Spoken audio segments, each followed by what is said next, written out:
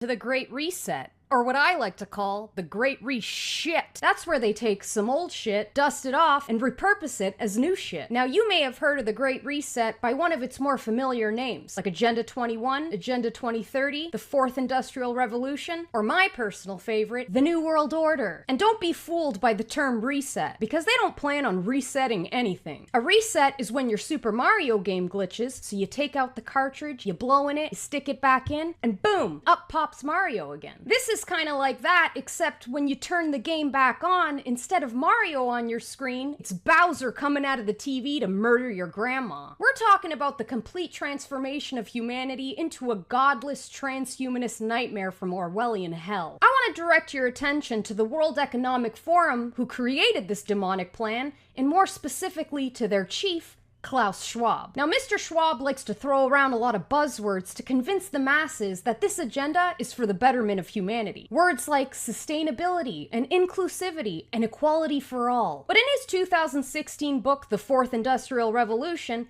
he's a lot more candid about the elitist plan for world domination. Let's skim through some excerpts from this literary masterpiece, shall we? The tools of the Fourth Industrial Revolution enable new forms of surveillance and other means of control that run counter to healthy open societies. Oh, well, that sounds helpful. Public crime is likely to decrease due to the convergence of sensors, cameras, AI, and facial recognition software. These technologies can intrude into the hitherto private space of our minds, reading our thoughts and influencing our behavior. Sounds a lot like mind control, but that's a conspiracy, so it can't be. As capabilities in this area improve, the temptation for law enforcement agencies and courts to use techniques to determine the likelihood of criminal activity, assess guilt, or even possibly retrieve memories directly from people's brains will increase.